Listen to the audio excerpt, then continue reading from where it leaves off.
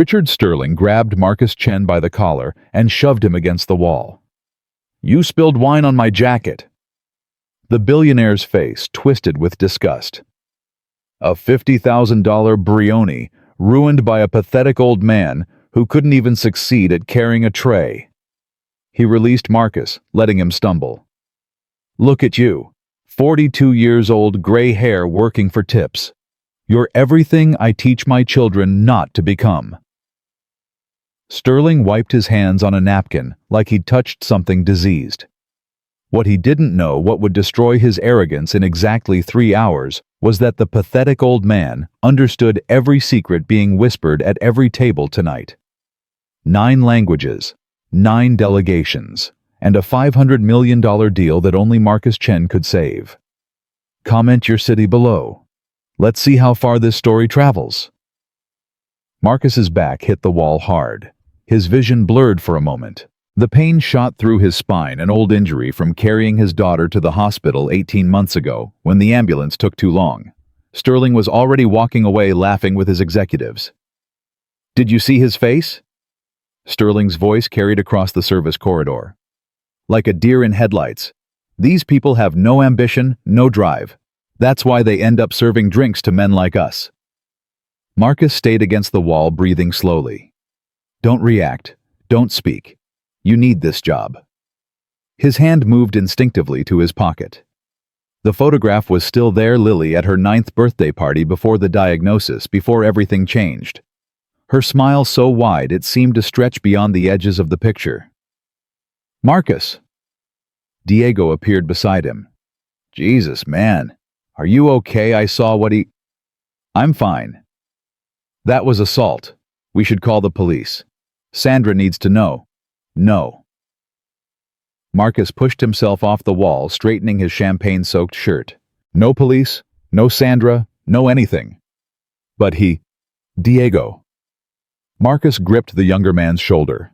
"How much do you make tonight?" "Maybe 200 with tips." "I make 350 on a double shift. That's Lily's medication for 1 week. 1 week, Diego. If I cause problems, I lose this job. If I lose this job, my daughter doesn't get her pills. So no. We don't call anyone. We don't say anything. We go back to work." Diego's face crumpled with helpless anger. "It's not right." "No, it's not." Marcus picked up his fallen tray. "But right doesn't pay for chemotherapy." 3 hours earlier, Marcus had stood in the doorway of Lily's bedroom. She was asleep, her bald head resting on a pillow embroidered with butterflies, a gift from her mother before Catherine died. The IV stand beside her bed caught the streetlight, casting thin shadows across the wall. Mrs. Patterson, the 70-year-old neighbor who watched Lily during Marcus's shifts, looked up from her knitting. "She had a good day," Mrs. Patterson whispered.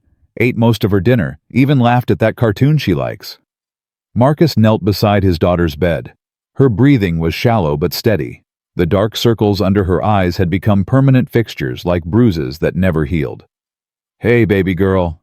He brushed his fingers across her forehead. "Daddy's going to work now. I'll be back when you wake up." Lily stirred. Her eyes fluttered open, those eyes that looked exactly like Catherine's. "Daddy." "Shh. Go back to sleep. Are you wearing your nice shirt?" Marcus looked down at his white service uniform. "It's my work shirt, sweetheart." "You used to wear suits." Her voice was drowsy, confused. "Blue ones. With the shiny shoes." Marcus's throat tightened. She remembered. Of course she remembered. "That was a different job, baby." "Why did you stop?" "Because your mother died. Because you got sick. Because I chose you over everything else, and I would make that choice 1,000 times again." "Sometimes," he said carefully. "We change what we do for the people we love." Lily's small hand found his. "I love you, Daddy." "I love you more. I love you most." She smiled, that same smile from the photograph, dimmed, but not extinguished. "Be brave tonight, okay? I will. You be brave too." I'm always brave. Mommy said Chens are warriors. Marcus kissed her forehead, his eyes burning. Yes, baby, we are. Now standing in the service corridor with champagne drying on his shirt and his spine aching from Sterling's shove, Marcus wondered if warriors ever felt this tired. His phone buzzed. Text from Memorial Children's Hospital. Your daughter's treatment appointment is confirmed for Monday, 8 a.m. Reminder. Account balance, 47 Oz 830 Ta past due. Treatment may be affected if payment arrangements are not made. Marcus stared at the screen until the words blurred. Treatment may be affected. They wouldn't really stop her chemotherapy. Would they? Could they legally do that to a 10-year-old girl? He didn't know. He couldn't afford a lawyer to find out. His phone buzzed again, a voice message from an hour ago that he'd missed. Lily's voice filled his ear. Daddy, the nurse came and said I was super brave today. I only cried a little when they did the needle thing. She said I'm the bravest kid in the whole hospital. Are you being brave too? I drew you a picture. It's you with a cape, because you're my superhero. Okay, Mrs. Patterson says I have to sleep now. Love you, Daddy. Love you, love you, love you. Marcus pressed the phone against his chest. Are you being brave too? He walked back toward the dining room. The Grand Monarch had transformed into an international summit. 9 tables, 9 delegations, 9 flags discreetly displayed on small stands representing Japan, China, Germany, France, Brazil, Saudi Arabia, Russia, Spain, and Kenya. Sterling stood at the center, his damaged jacket replaced with a fresh one, his composure fully restored. Ladies and gentlemen, his voice commanded the room. Tonight we make history. 9 nations, 1 vision, $500 million. Sterling Technologies is about to change the world. Polite applause rippled through the delegations. Marcus moved to his station near the Japanese table, invisible once again. Mr. Takeshi Yamamoto, CEO of Yamamoto Industries, sat with 4 executives. Their conversation flowed in rapid Japanese, and Marcus caught every word. His presentation materials were poorly translated. One executive murmured, Section 4.3 suggests we cannot modify the software for our market. A significant concern, Yamamoto replied. If true, this deal offers us nothing. Should we raise this issue? Without proper translators, they will misunderstand. Better to leave quietly than create an international incident. Marcus set down water glasses, his face blank, his mind racing. Section 4.3. Translation error. They're preparing to leave. At the next table, the Chinese delegation spoke Mandarin. The data sovereignty requirements are not addressed. Because Americans never consider other markets, they assume everyone will adapt to them. Should we stay? Let's see if they can provide adequate translation. If not, we have flights tomorrow morning. Marcus moved to the German table. His German pronunciation is atrocious, one businessman said. And he keeps calling me Hans like we're old friends. We met 45 minutes ago. Americans confuse friendliness with relationship. Relationship requires respect. I see none here. Table after table. Language after language. The same concerns, the same frustrations, the same preparations to leave. Sterling's $500 million deal was dying in 9 languages, and no one on his team could hear it. Patricia Sterling's assistant rushed through the service corridor phone pressed to her ear. What do you mean canceled? We booked you 3 months ago? Marcus paused near the kitchen entrance, listening. Frankfurt? The whole team is stuck in Frankfurt. Patricia's voice rose to near panic. We need 9 languages. Tonight.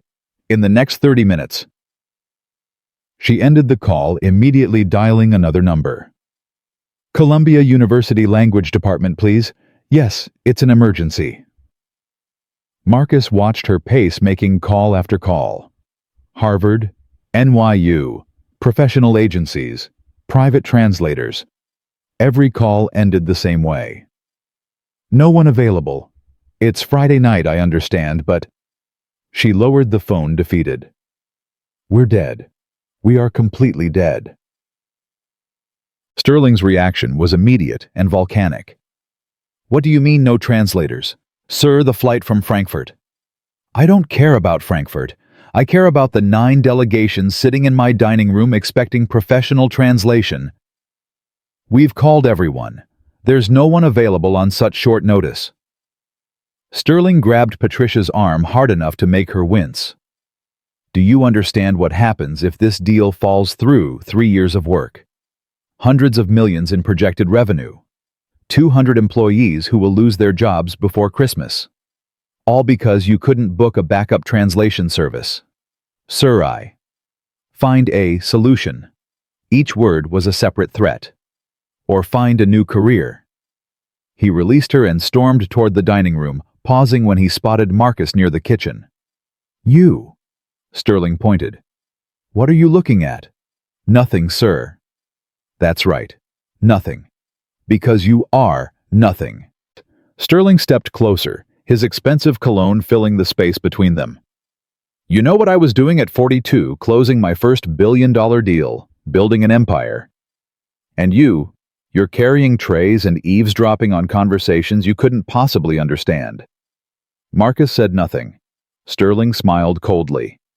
My son is in the restaurant tonight, interning for the summer. I made sure he saw what happened earlier, me putting you in your place. You know what I told him? I said, see that man Bradley? That's what happens when you don't try. That's what failure looks like. Never forget it. He walked away, leaving Marcus standing alone. That's what failure looks like. Marcus thought about Catherine, about the corner office he'd left behind, about the presidents and prime ministers who'd once sought his expertise. Never forget it. He wouldn't. The next 40 minutes were a slow-motion catastrophe. Sterling attempted to conduct his presentation in English, but the technical terminology created confusion. The API architecture allows for seamless integration, he explained. The Japanese delegation leader asked a question in halting English, but Section 4.3, modification, not permitted. What no modification is absolutely permitted. It's all in the documentation. Documentation say, restricted. That must be a translation error. Let me explain. But his explanation only created more confusion. The Chinese delegation began checking flight schedules on their phones. The Germans exchanged skeptical glances. Sterling's tech officer tried using translation apps. According to this, he said, reading from a tablet, in Japanese, seamless integration translates to, smooth melting together. Yamamoto's expression flickered with something between amusement and insult. Perhaps. Yamamoto said carefully, we should postpone until proper translation is available. No. Sterling's smile was fixed, desperate. We can make this work. Let's just... The Saudi representative stood. With respect, Mr. Sterling, we have concerns about data sovereignty that require precise communication. Until that is possible, we cannot proceed. The data sovereignty provisions are clearly outlined in English, which does not address our regional requirements. One by one, the delegations began gathering their materials. Marcus watched from his station, holding a tray of empty glasses. 9 languages. He spoke all of them. You know what's happening, don't you? Diego appeared beside him, voice low. I know. My cousin works here. IT department. He said if this deal dies, 200 people get fired. I heard. 200 families, Marcus. Kids who won't get Christmas presents. Parents who won't make rent. Diego shook his head. And you're the only person in this building who can stop it. Marcus set down his tray. You don't know what you're asking. I'm asking you to help. If I step forward, I lose this job. Sandra made it clear, invisible or unemployed. And if you don't step forward, 200 people lose their jobs anyway. Marcus closed his eyes. He heard Catherine's voice, soft and certain from their last conversation, before she slipped away. Promise me something, Marcus. Anything. Don't hide who you are. Not for anyone. Not ever. The world needs bridges, and you were born to build them. What if they don't want my bridges?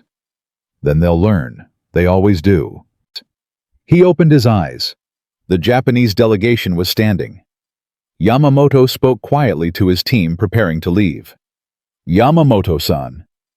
Marcus's voice cut across the ballroom. Every head turned. He stood in the center of the room, a 42-year-old waiter in a champagne-stained shirt gray at the temples, exhaustion carved into his face. And then he spoke in perfect formal Japanese. Please allow me to explain the misunderstanding regarding Section 4.3 of your licensing agreement. The translation you received was inaccurate. The original English specifies adaptable modification parameters, not restricted modification parameters. Your development team in Tokyo would have complete freedom to customize the software for the Japanese market. Silence. Absolute complete silence. Yamamoto turned slowly. His face moved through shock, suspicion, and finally curiosity. You speak Japanese? Yes, sir. Business Japanese, with proper honorifics? Yes, sir. Where did you learn? My mother was a linguistics professor. She started teaching me at 5 years old. Sterling pushed through the crowd. What the hell is going on? Who told this waiter to? I also speak Mandarin. Marcus continued switching languages seamlessly to address the Chinese delegation. Your concerns about data sovereignty are addressed in Section 7, which guarantees that all user data remains on servers within your regional jurisdiction. The Chinese delegation leader stood responding in rapid Mandarin, testing him with complex technical terminology. Marcus answered without hesitation. Sterling grabbed Marcus's arm. I don't know what you think you're doing, but I'm saving your deal, Mr. Sterling. Marcus met his eyes steadily. Unless you'd prefer to lose $500 million because your pride can't accept help from a waiter. The German investor stepped forward. Let him speak. This is highly irregular. So is watching a business opportunity collapse due to preventable communication failures. The German's voice was firm. The young man appears to possess abilities your team lacks. I suggest you use them. Sterling's grip tightened on Marcus's arm. His jaw worked silently. Then slowly, he released him. Fine. The word came through gritted teeth. Show us what you can do. Marcus straightened his stained shirt. Which language would you like first?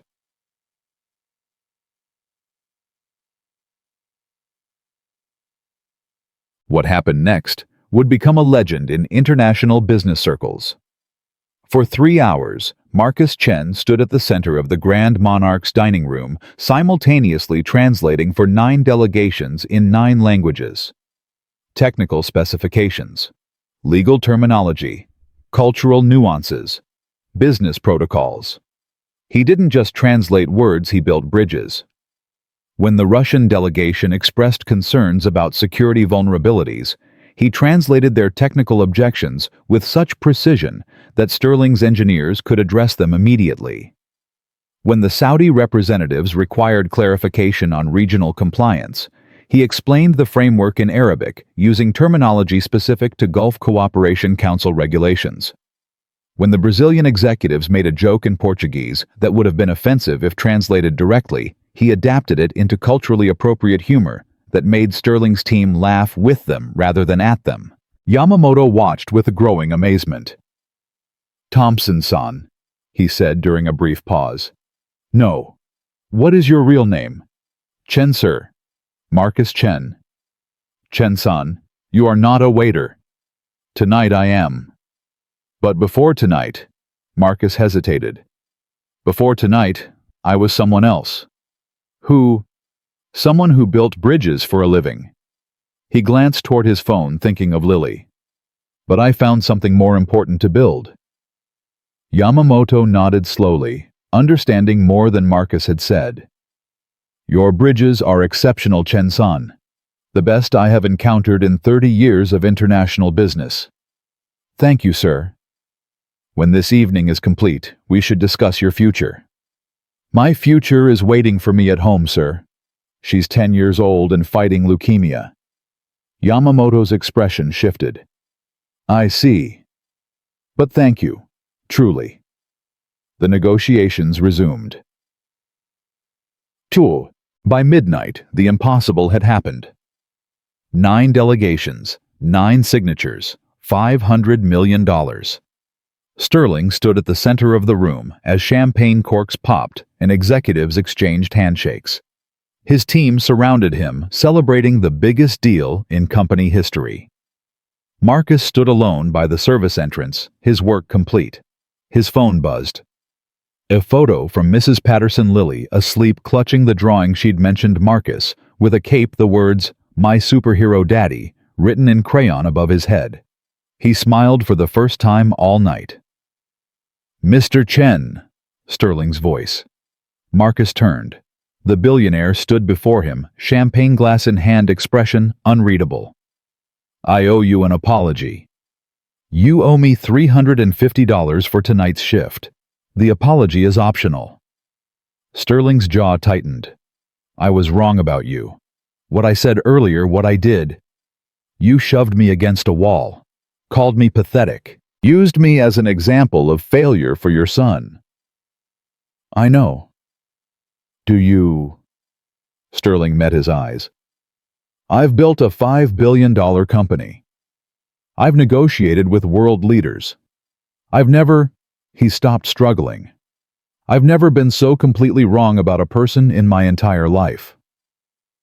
Marcus considered this.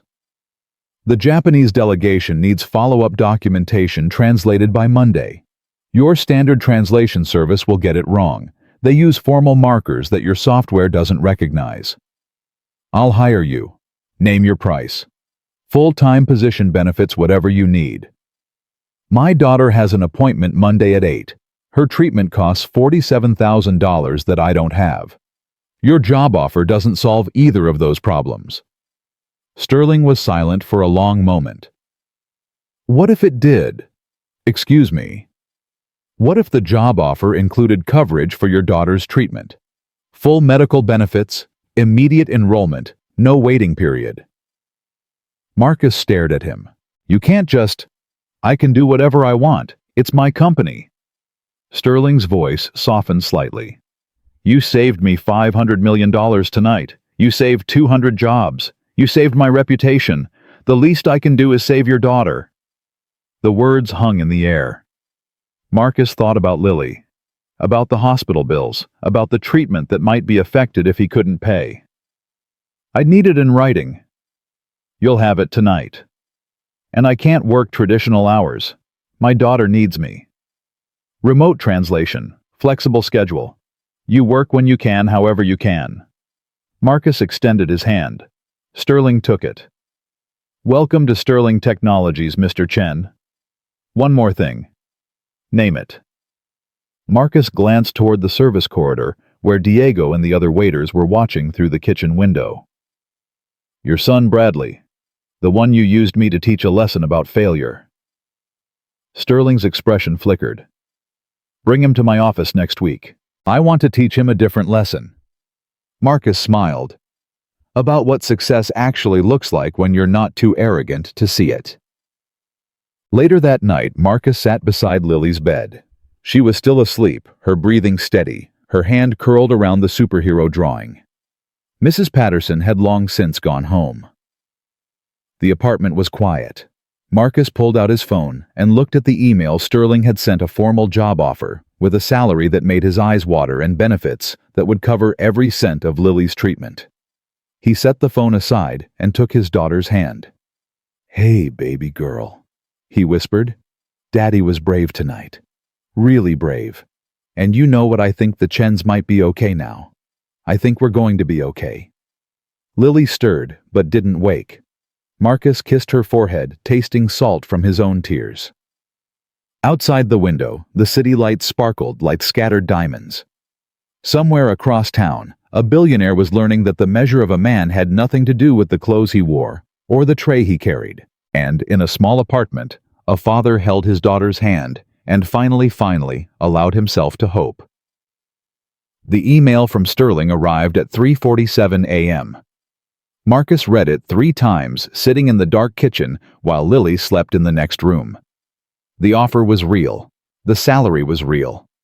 The medical benefits, immediate enrollment, no waiting period, full coverage for Lily's treatment were real. He set down the phone and pressed his palms against his eyes. For 3 years, he'd been drowning. Every month, the water rose higher. Every bill pushed him further under. He'd sold the house, cashed out his retirement, worked double shifts until his body screamed for rest, and now, in one night, a lifeline had appeared. But Marcus Chen had lived long enough to know that lifelines often came with strings attached. His phone buzzed again. Sterling. My driver will pick you up Monday at 7 a.m. Dress professionally. We have work to do. No please. No asking if the time worked. Just an order delivered like Marcus was already his employee, which technically he was. Marcus typed back, My daughter has a hospital appointment at 8 a.m. Monday. I'll come in after. The response was immediate. Reschedule it. Marcus stared at the screen. His thumbs hovered over the keyboard. No. He hit send before he could reconsider. 3 dots appeared. Disappeared. Appeared again. Sterling fine. Tuesday then. 7 a.m. sharp. Marcus exhaled slowly. The first boundary had been drawn. He suspected it wouldn't be the last. The hospital waiting room smelled like antiseptic and fear. Marcus sat with Lily in his lap, her small body pressed against his chest. She was too old for this, really 10 years old, long legs dangling over his knees. But she'd asked to be held, and Marcus would never deny her that. Daddy. Yeah, baby. Are you scared? He stroked her bald head, feeling the soft fuzz of new growth that the doctor said might not last. Why would I be scared? Because I'm scared. Her voice was small. Every time we come here, I think maybe they'll say something bad, like really bad, like mommy bad. Marcus's arms tightened around her. Hey, look at me. She tilted her face up, and he saw Catherine in her eyes, that same fierce vulnerability, that same desperate hope. Remember what Mommy used to say about Chen warriors? We're warriors. We don't give up. That's right. And what else? Lily smiled faintly. Warriors get scared sometimes, but they fight anyway. Exactly. He kissed her forehead. So yes, baby. Daddy gets scared every single time we come here. But I fight anyway. And so do you. Because we're Chens. Because we're Chens. The nurse appeared in the doorway. Lily Chen. Marcus set his daughter down, holding her hand as they walked toward the examination room. Whatever came next, they would face it together. The results were mixed. Dr. Parature Okonkwo, Lily's oncologist, spread the test results across her desk with the careful precision of someone delivering news that could shatter worlds. The leukemia cells have decreased by 18% since last month. Marcus gripped Lily's hand. That's good. Right. That's progress. It's encouraging. Dr. Okonkwo's voice was measured. But we're not out of the woods yet. The next round of treatment is critical. If we can maintain this trajectory, we can maintain it. Marcus leaned forward. Whatever it takes, whatever she needs. The treatment protocol I'm recommending is aggressive. It's also expensive. Your insurance. I have new insurance. Full coverage. It starts immediately. Dr. Okonkwo's eyebrows rose. That's fortunate. Most plans have waiting periods for pre-existing conditions. This one doesn't. May I ask who the provider is? Sterling Technologies. The doctor's expression shifted. You work for Richard Sterling. As of last week, yes. I see. She wrote something in Lily's file, her pen moving with deliberate strokes. Well, Mr. Chen Sterling's corporate insurance is among the best in the country. If the coverage is as comprehensive as you say, Lily will have access to treatments that many families can't afford. Lily tugged on Marcus's sleeve. Daddy, does this mean I can do the special medicine, the one that makes the bad cells go away?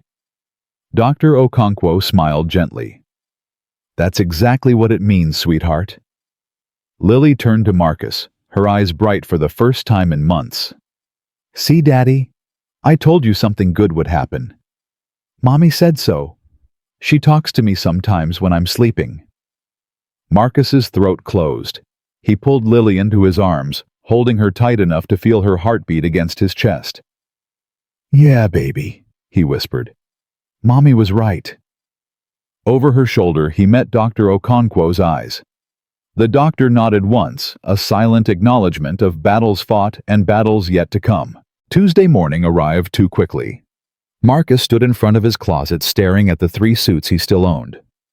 They hung like ghosts from a former life, the navy blue from his UN days, the charcoal gray from Catherine's funeral, the black from his mother's memorial service. He reached for the navy.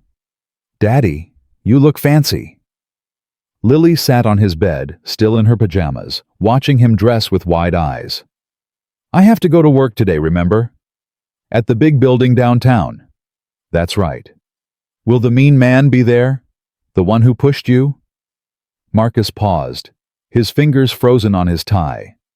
He hadn't told Lily about Sterling's assault, hadn't mentioned the humiliation, the champagne-soaked shirt, the words that still echoed in his mind. How do you know about that baby? I heard you talking to Mrs. Patterson, through the wall. Lily pulled her knees to her chest. I know I wasn't supposed to listen. I'm sorry. Marcus sat on the bed beside her.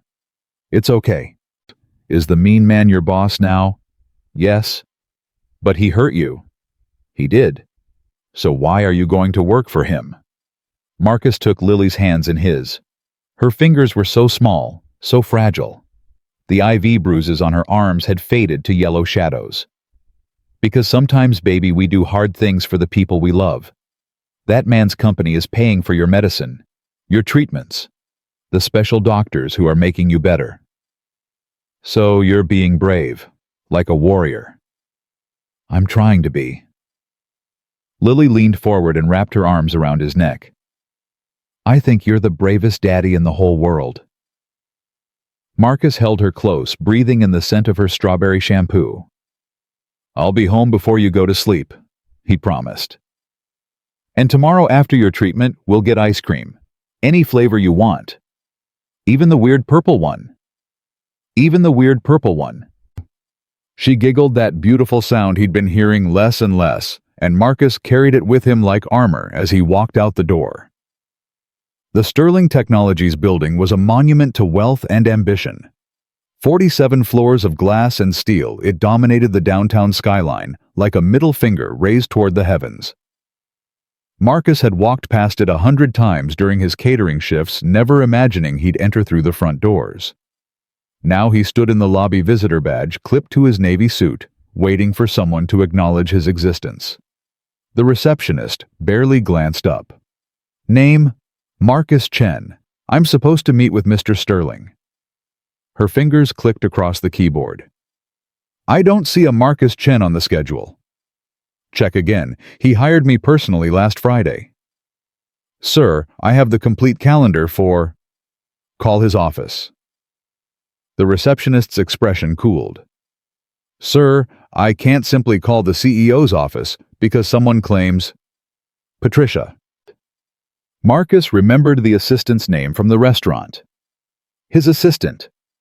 Call Patricia and tell her Marcus Chen is in the lobby, the translator from the Grand Monarch. The receptionist hesitated, then picked up her phone. Her conversation was brief, her expression shifting from skepticism to surprise, to something approaching embarrassment. Mr. Chen. Her voice had transformed completely. I apologize for the confusion. Please take the executive elevator to the 47th floor. Ms. Harrison will meet you. Thank you. Marcus walked toward the elevator, feeling the receptionist's stare burning into his back. He'd spent the last 3 years being invisible. Apparently, visibility came with its own complications. Patricia Harrison was waiting when the elevator doors opened. Mr. Chen. She extended her hand with professional warmth. We weren't expecting you until 9. Mr. Sterling is still in his morning briefing. I was told 7 a.m. sharp. Yes, well. Patricia's smile tightened slightly. Mr. Sterling's schedule often runs ahead of his instructions. Please follow me. I'll show you to your office. I have an office. Of course. As Director of International Communications, you have full access to executive facilities. Marcus stopped walking. Director of what? Patricia turned her expression carefully neutral. Director of International Communications. That's the title Mr. Sterling assigned. Didn't you receive the offer documentation? I received an email. It didn't mention a title. I see. Patricia resumed walking. Well, I'm sure Mr. Sterling will explain everything. Your office is this way. The office was larger than Marcus's apartment. Floor-to-ceiling windows overlooked the city. A mahogany desk dominated the center of the room. Leather chairs, abstract art, a private bathroom, all the trappings of executive success. Marcus stood in the doorway, unable to move. Is something wrong, Mr. Chen? This is too much. Excuse me. I'm a translator. I don't need... He gestured vaguely at the opulence surrounding them. This. Patricia's composure slipped slightly. Mr. Sterling was quite specific about the accommodations. He wanted you to feel appreciated. Or obligated. The words escaped before Marcus could stop them. Patricia's eyes widened. I didn't mean... No.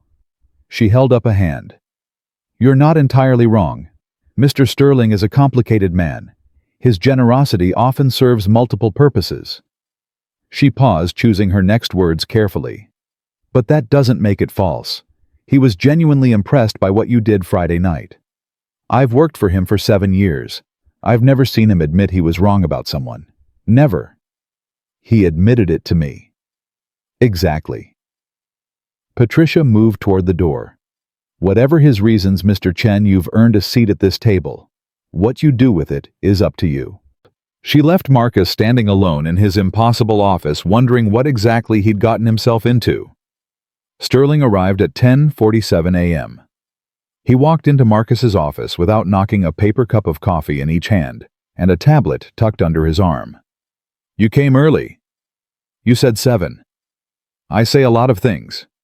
Sterling set one coffee on Marcus's desk. Vietnamese blend. Strong. Patricia said you seemed overwhelmed by the office. Is that true? Marcus gestured at the surroundings. This is designed for someone much more important than a translator. You're not just a translator. You're the man who saved my company's most significant deal in a decade. Sterling settled into one of the leather chairs, crossing his legs casually. Do you know how much money we've made since Friday? Interest alone on the signed agreements totals $14 million. Your contribution directly enabled that. I did a job. You paid me. I haven't paid you yet. First paycheck is next Friday. Sterling smiled. Consider the office in advance. Marcus sat behind the desk, feeling like an imposter behind enemy lines. What exactly do you expect from me, Mr. Sterling? The email was vague. Richard, if you're going to work here, use my first name. Fine. Richard. What do you expect? Sterling leaned forward, his casual demeanor sharpening into something more focused. I expect you to fix a problem that's been costing me millions. The international expansion plan I mentioned Friday, it's not just about those 9 delegations. We're targeting 37 countries over the next 3 years. Every one of them requires local language capabilities we currently lack. You have translation services. I have garbage. Machines and mediocre contractors who miss cultural nuances, botch technical terminology, and cost me deals I should be winning. Sterling's jaw tightened. You demonstrated something Friday that my entire communications department hasn't achieved in 5 years: real connection with international partners. I want you to build me a team that can replicate that. Build a team. Recruit, train, manage, whatever it takes. Sterling stood, moving toward the window. You'll report directly to me. Unlimited budget. Full authority over hiring decisions. I want Sterling Technologies to be the most culturally competent tech company in America. Marcus absorbed this slowly. That's not a translator position. That's a department head role. Yes. I don't have corporate management experience. You managed simultaneous translation for 9 international delegations under crisis conditions. That's more management experience than most of my directors have. I haven't worked in an office in 3 years. Sterling turned to face him. And yet you outperformed everyone in my company Friday night. Experience is overrated, Marcus. Talent isn't. He checked his watch. I have a board meeting in 12 minutes. Patricia will schedule your orientation sessions. HR paperwork is on your desk. Your first project is the Japanese partnership implementation. Yamamoto specifically requested you as the primary liaison. He was halfway to the door when Marcus spoke. Your son, Bradley. Sterling stopped. You told me to bring him to my office, to teach him a lesson about success. I remember. Did you mean it? Sterling turned slowly. For a moment, something vulnerable flickered across his face, something Marcus hadn't seen during any of their previous interactions. Bradley is 17. He's been accepted to Wharton for next fall. He's smart, privileged, and completely convinced that success comes from being in the right family with the right connections. Sterling's voice dropped.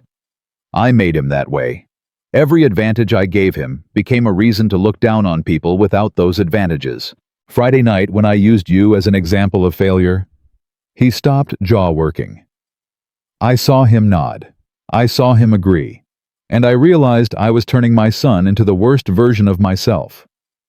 Marcus waited. So yes, I meant it. I want you to show him that success doesn't look like what he thinks it looks like. I want you to prove that exceptional people exist in places he's been taught to ignore.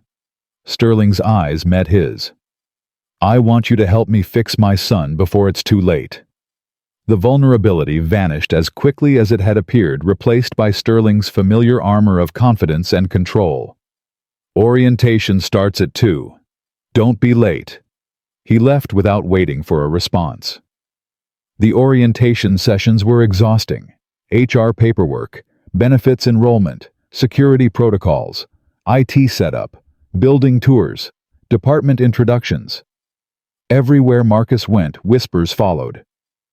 That's the waiter from the restaurant. Sterling hired him personally. Director level.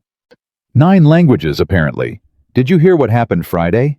I heard he saved the entire deal. I heard he's sleeping with Sterling. Don't be ridiculous. Then why else would a server get a corner office? Marcus pretended not to hear. He'd spent 20 years in the UN, where rumors and political maneuvering were daily currency. He could handle whispers. What he couldn't handle was the way people changed when they faced him directly. The same executives who gossiped behind his back suddenly became aggressively friendly in person. Handshakes that gripped too tight, smiles that didn't reach the eyes, invitations to lunch that felt more like interrogations. So, Marcus, can I call you Marcus? Where did you learn all these languages? My mother was a linguist. Fascinating. And before the catering work, what did you do? Various things. Come on, don't be modest. Someone with your skills must have quite the resume. Marcus smiled politely and changed the subject. He wasn't ready to reveal his UN background yet. That revelation would come with questions about why he left, which would lead to questions about Catherine and Lily, which would mean exposing his family's private tragedy to people who would weaponize vulnerability. Better to remain a mystery. Mysteries were harder to destroy. By 6 p.m., Marcus's head was pounding. He sat in his ridiculous office door, closed phone pressed to his ear. Mrs. Patterson, how is she? Tired but happy. We played cards after her nap. She ate all her vegetables without complaining, even the broccoli. Marcus smiled. That's a miracle. She's been asking about you. Wants to know if the mean man was nice today. Marcus thought about Sterling, the corporate ambition, the expensive office, the complicated vulnerability beneath the arrogant surface. Tell her the mean man is trying, and that I'll be home in an hour. Take your time, dear. We're fine. Marcus ended the call and stared at the city lights beyond his window.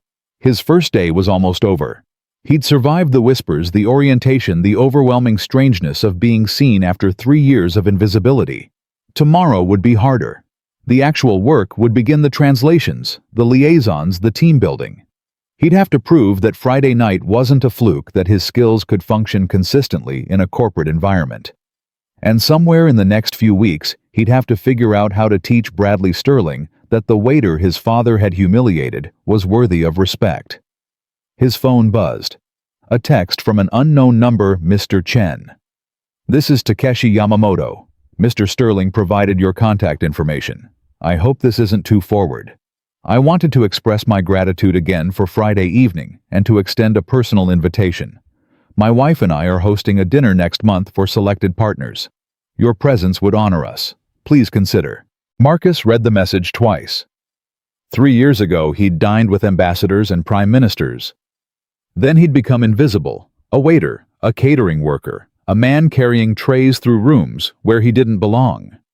Now, he was being invited to a private dinner by a Japanese CEO who'd witnessed his capabilities firsthand. The whiplash was dizzying. He typed back, "Mr. Yamamoto, the honor would be mine. I accept with gratitude." The response was immediate. "Excellent.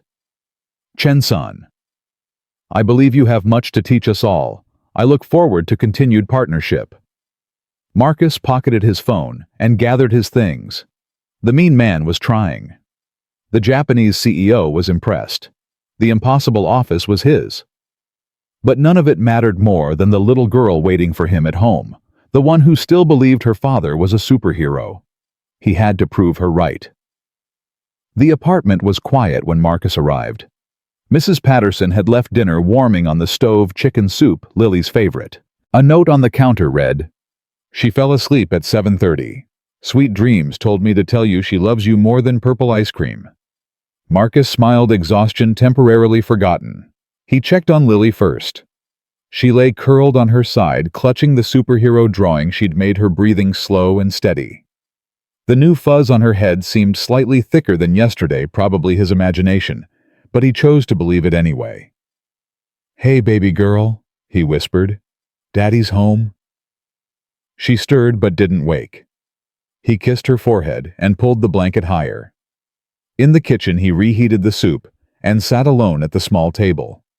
The window overlooked the parking lot of their apartment complex, a far cry from the city views in his new office.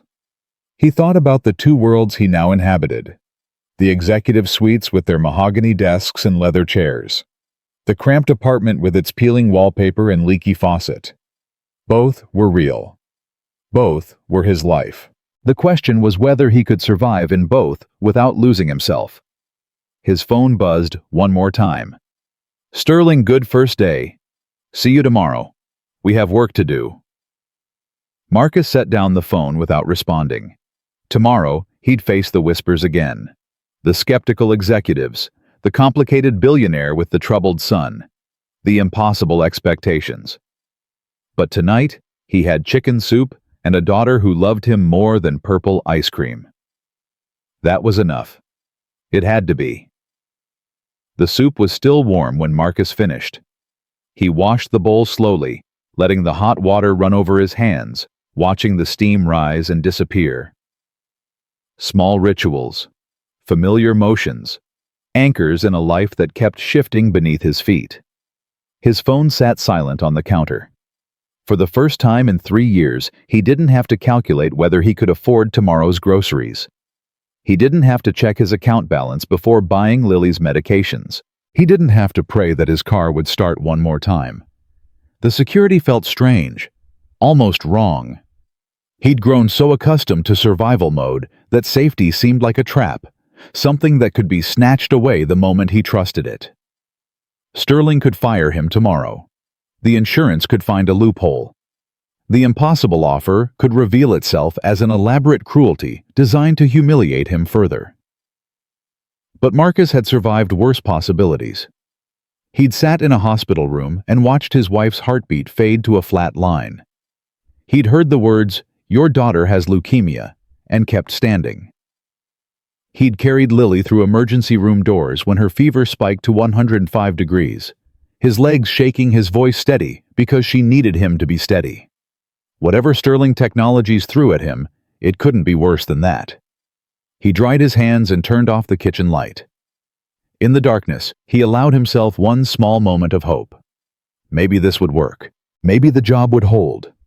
Maybe Lily's treatment would succeed. Maybe, after 3 years of drowning, he was finally learning to swim.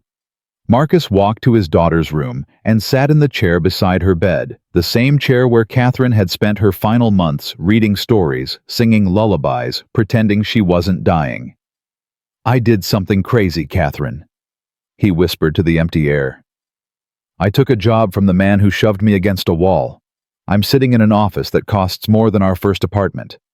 I'm going to teach his son that character matters more than money." The room remained silent, but Marcus imagined he could feel Catherine's presence, her warmth, her wisdom, the steady faith she'd always had in him. "I don't know if I can do this," he continued. "I don't know if I'm strong enough, but I'm going to try. For Lily, for you, for the person you always believed I could be." He reached out and touched his daughter's hand. Her small fingers curled around his, instinctively, even in sleep. "We're going to be okay," Marcus said, and this time he almost believed it. Chen warriors don't give up. Outside, the city hummed with life he couldn't see. Somewhere across town, Richard Sterling was probably planning his next move, calculating how to leverage Marcus's skills for maximum profit. But that was tomorrow's problem. Tonight, Marcus Chen sat beside his daughter and let himself rest. The war would continue in the morning. The second week tested Marcus in ways he hadn't anticipated. Yamamoto's implementation project required 17 hours of translation work daily. Technical specifications, legal addendums, cultural adaptation guidelines. Each document demanded precision that left no room for error. Marcus worked through lunches. He stayed late after the building emptied. He brought files home and translated at Lily's bedside while she slept. "Daddy, you're always tired now." Lily's observation came on Thursday morning, her voice small and worried. Marcus looked up from the contract he'd been reviewing during breakfast. "I'm just busy, baby. New job stuff." "You have circles under your eyes, like raccoons." He smiled despite his exhaustion. "Raccoons are cute." "Daddy." "I'm fine, Lily. I promise." "You said that before Mommy got really sick. You said you were fine then too." The words hit him like a physical blow. Marcus set down the contract and moved to kneel beside his daughter's chair. "Hey, look at me." Lily met his eyes, her expression too serious for a 10-year-old. "I'm not sick," Marcus said firmly. "I'm not going anywhere. I'm just working hard so I can take care of you. That's all." "But what if you work so hard you forget to take care of yourself? What if you get sick because you're too tired?" Marcus pulled her into his arms. "When did you get so smart?" "Mommy taught me. She said someone has to watch out for you because you're too stubborn to watch out for yourself." He laughed, blinking back unexpected tears. "Your mother was right about a lot of things. So you'll rest more?" "I'll try. Promise." Marcus hesitated. Promises to Lily were sacred. He'd never broken one. "I promise to try," he said carefully. "That's the best I can do right now." Lily considered this. "Okay, but I'm going to check. Every day." I'd expect nothing less from a Chen warrior. She smiled then, and Marcus carried that smile with him all the way to work. Bradley Sterling appeared in Marcus's office at 2 p.m. without warning. The boy, though at 17 he was nearly a man, stood in the doorway with the practiced arrogance of someone who'd never been denied anything. "My father said I should meet with you." Marcus looked up from his laptop. "He mentioned that. Come in." Bradley didn't move. "He said you're going to teach me something about success." "That's the plan. You were a waiter." "I was. And now you're a director." "Apparently." Bradley's eyes swept across the office, cataloging the expensive furnishings. The city views the trappings of executive status. My father gave you all this because you speak languages.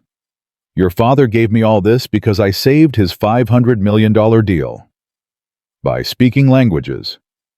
By being in the right place at the right time with skills nobody expected me to have. Marcus gestured toward the chair across from his desk. Sit down, Bradley, unless you'd prefer to have this conversation in the doorway. Bradley hesitated, then entered the office with deliberate slowness. He lowered himself into the leather chair like he was doing Marcus a favor. My father thinks I need to learn something from you. What do you think? I think he feels guilty about what happened at the restaurant. Bradley leaned back, crossing his arms. He pushed you, he said some things. Now he's overcompensating by pretending you're some kind of mentor figure. Marcus studied the boy carefully. The expensive clothes, the perfect haircut, the absolute certainty that the world would arrange itself around his desires. What did you think when your father pushed me? Bradley's expression flickered. What? At the restaurant. When he knocked the tray out of my hands. When he told me I was a failure. When he said I was everything he taught you not to become. What did you think? Silence. You nodded. Marcus continued. Your father told me. He watched you nod in agreement. I don't remember that. Don't you? Bradley's jaw tightened.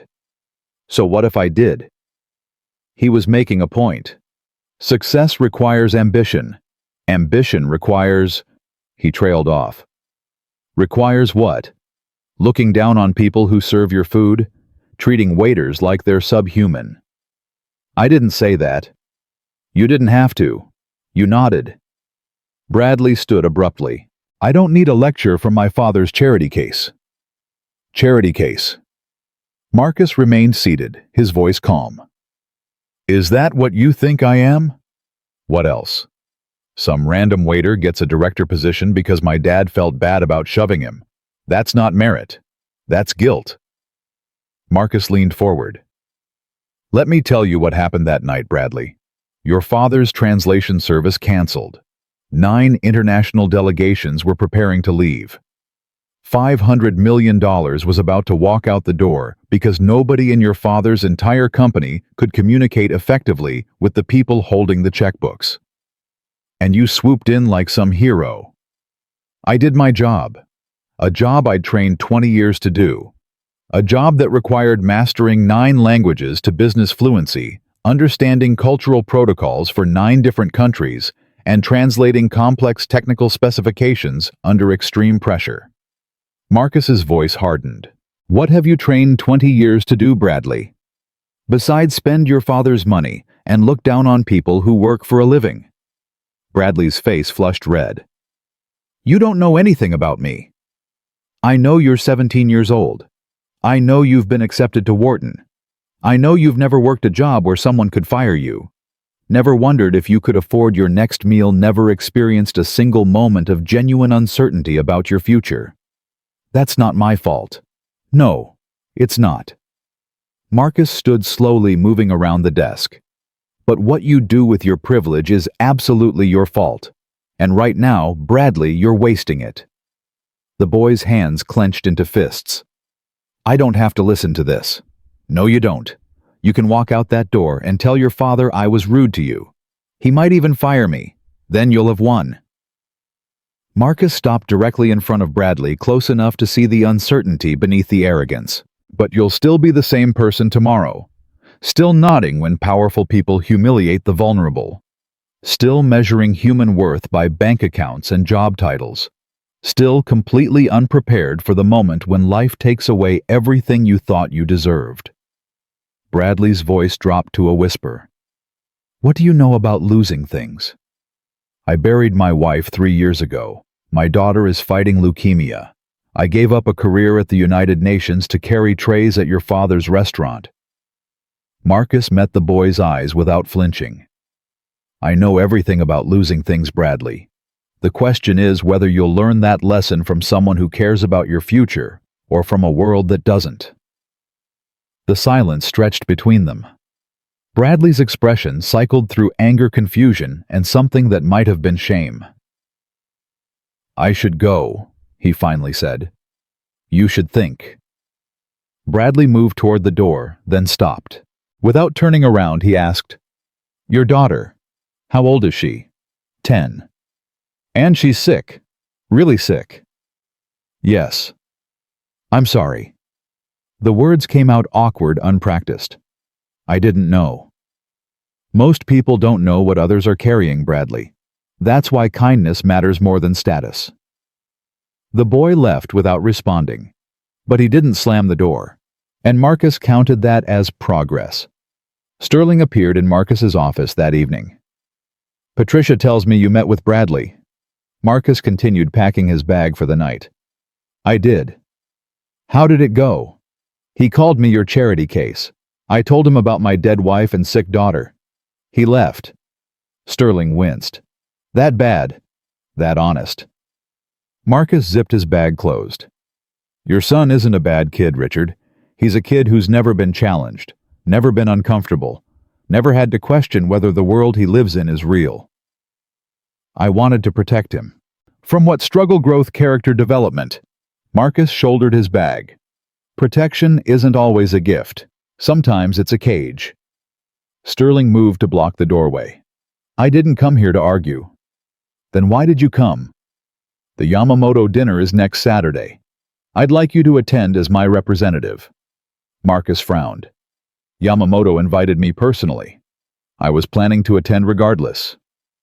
"As my representative," Sterling repeated, "with full authority to negotiate supplementary agreements." "You're giving me negotiation authority."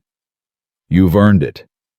Marcus studied the man before him, the expensive suit, the confident posture, the eyes that revealed more than Sterling probably intended. "What's the real reason?" "Excuse me." "The real reason you want me at that dinner with negotiation authority. It's not gratitude. It's not faith in my abilities. What do you actually want?" Sterling's jaw tightened. For a moment, Marcus thought he would lie.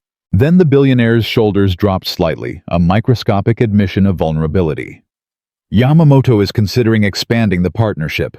Another $300 million in contracts, but he won't discuss it with me. He says—" Sterling paused, clearly struggling with the words. "He says he trusts you more." Marcus absorbed this slowly. A CEO worth billions trusts a former waiter more than the man he's actually doing business with. Apparently. And that bothers you. It infuriates me.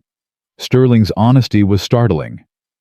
"I've spent 30 years building relationships in international markets. I've studied languages, hired consultants, donated to cultural foundations. And in one night you walked in and accomplished what I never could." "Accomplished what exactly?" "Genuine connection." Sterling spat the words like they tasted bitter. "They trust you.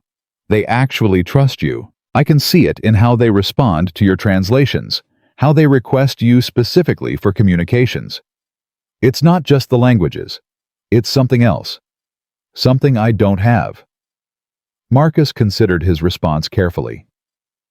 "Do you want to know what it is?" "Yes." "You see people as transactions, assets to be leveraged, obstacles to be overcome." Marcus shifted his bag on his shoulder. "I see people as people. It's not complicated, Richard. It's just not how you think." Sterling flinched like he'd been slapped. "I'll attend the dinner," Marcus continued. "I'll represent Sterling Technologies. I'll do my job." He moved past the billionaire toward the elevator.